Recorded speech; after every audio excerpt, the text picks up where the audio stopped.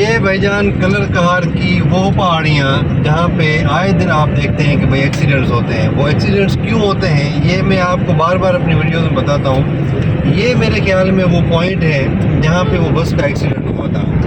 یہ والا پوائنٹ ہے یا اس سے کوئی آگے والا کوئی پوائنٹ ہوگا. اچھا اس میں اکثر جو ہے نا وہ بریک فیل ہو جاتی ہے. ابھی وہ دیکھیں یہ سامنے آپ کو ہنگامی چڑھائی نظر آ رہی ہے, ایمرجنسی کلائم نظر آ رہی ہے نا.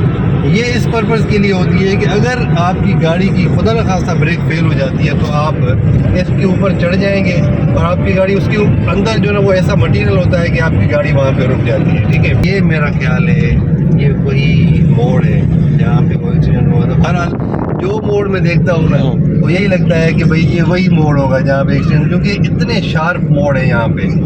اور یہاں پہ الحمدللہ میں نے دیکھا ہے کہ یہ جو فرنیچر روڈ فرنیچر ہے وہ بھی پورا ہے, اور یہ جو ہنگامی چڑھائیاں ہوتی ہیں یہ بھی آپ کو نظر آئیں گی جگہ جگہ.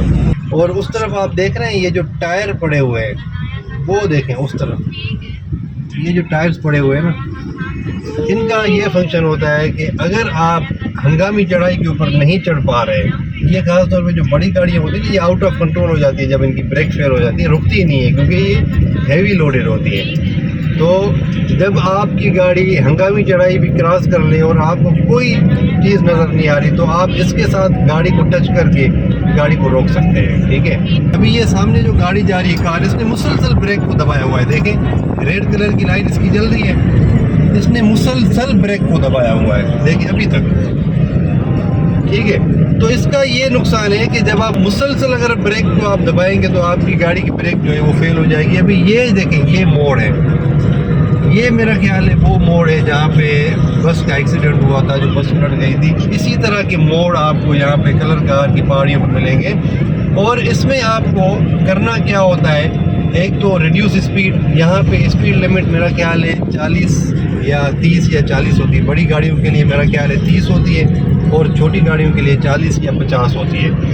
تو آپ کو بورڈز نظر آ جائیں گے, مجھے نظر آئیں گے تو میں آپ کو بتاؤں گا. ٹھیک ہے, تو آپ نے ایک تو اسپیڈ کو ریڈیوس کرنا ہوتا ہے, دوسرا آپ نے چھوٹے گیئر میں گاڑی چلانی ہوتی ہے. چھوٹا گیئر جس طرح میں آپ کو پہلے بتاتا ہوں کہ جب زیادہ اترائی ہوتی ہے نا, جس طرح وہ کوئی سوات کے مالم جبا کے کالام کے روڈ سے یا ناران کاغان میں جو آپ بابوسر ٹاپ جاتے ہیں وہ روڈ سے, تو وہاں پہ بہت زیادہ اترائیاں ہوتی ہیں. تو آپ نے وہاں پہ دوسرا گیئر اور کبھی آپ نے تیسرا گیئر, تو یہاں پہ آپ کا تیسرا گیئر بھی چل جاتا ہے اور کہیں کہیں بھی آپ کا چوتھا گیئر بھی چل جاتا ہے. آپ تیسرا گیئر جس طرح میں نے ابھی لگایا ہوا ہے یہ تیسرا گیئر.